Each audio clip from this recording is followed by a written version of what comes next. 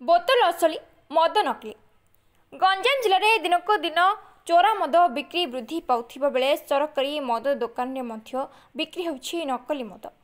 असली बोतल भितरे बिक्री होछि नकली मद।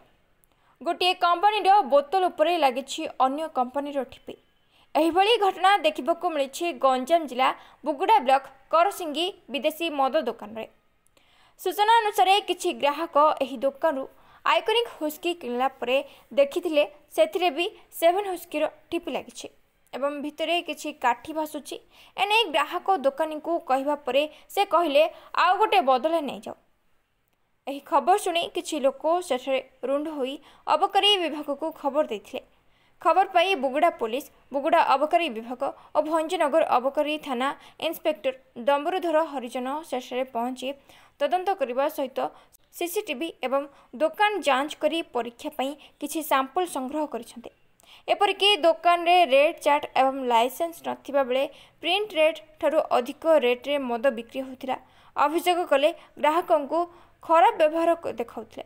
एही अभियोग पाई अबकारी विभाग संपृक्त दुकानी को तागिद करबा सह आगामी दिन में एभली अभियोग आसिले दृढ़ कार्यानुष्ठान नेबा सह मद दुकान को सील कर दिया जिवो बोली कहिसंते। मुना डम्बरुधर हरिजन इंस्पेक्टर ऑफ एक्साइज भंजनगर। हाँ मुझे शुणिली आम करसिंग एफएल सब्रे गोटे डुप्लिकेट माने जड़े आमर कस्टमर गोटे हाफ साइजटा नहीं आइकन रो भी अलग लगी कम्प्लेन देती। तो खबर पाइला मात्र मुझे आसिली आटा को भेरीफाए कली। एक्चुअली से कंपानी लेवल आटा को आम लेबरेटरी पठेबू जदि टेस्टिंग से खराब मद आसे ताले आम कार्य अनुष्ठान ग्रहण कर।